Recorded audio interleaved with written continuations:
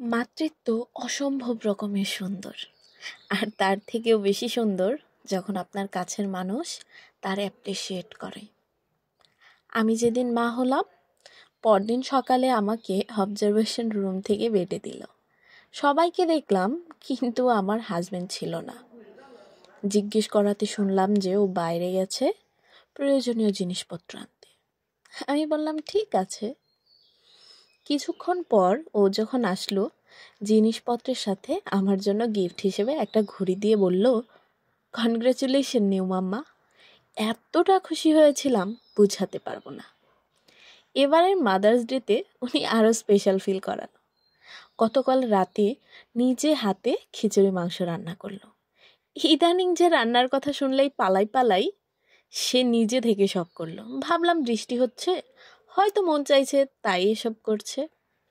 সারা রাত বাচ্চার জন্য ঘুম হয়নি। সকালে একটু ঘুমিয়েছি। 9টার দিকে দেখি বাচ্চাকে নিয়ে বাইরে যাচ্ছে। ইদানিং বাচ্চা নিয়ে বাইরে গেলেই অনেক টেনট্রাম শুরু করে, তাই একা বাচ্চা নিয়ে বের হয় না। আজ গেল।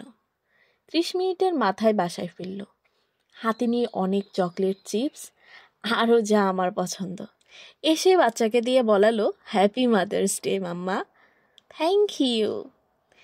এত বেশি হ্যাপি লাগছিল কি বলবো। আসলে আজকের ডেট আমার মনেই ছিল না। কিছুক্ষণ পর আম্মুকে কল দিলাম, বললাম হ্যাপি মাদার্স ডে আম্মু। আম্মু বলল থ্যাংক ইউ। বাট ওইটা বলার সময় যে মুখে হাসিটা ছিল, সেটা কোনো কিছুর বিনিময়ে পাওয়া সম্ভব না। যেদিন থেকে এই ডেটা জেনেছি, প্রতিবার আম্মুকে শুভেচ্ছা জানিয়েছি। আমি প্রতিবারই মুখে যে আম্মুর হাসিটা দেখেছি, তাতে আমার নিজেকে ধন্য মনে হয়েছে। সবাই বলে প্রতিটা দিন স্পেশাল, আলাদা করে ডে পালনের মানে নেই। কিন্তু এই ডেতে বছরে একবার হলেও যদি মাকে ভালোবাসার কথাটা মন খুলে বলা যায়, তাহলে আমার এই ডেই ভালো। বাসার নিচে এক বৃদ্ধ মহিলাকে দেখলাম হাতে ফুলের তোড়া। হাজবেন্ডকে জিগাইতে বলল, হয়তো তার ছেলে মেয়ে দিয়েছে। শুনে খুব ভালো লাগলো। সবাইকে মা দিবসের অনেক অনেক শুভেচ্ছা।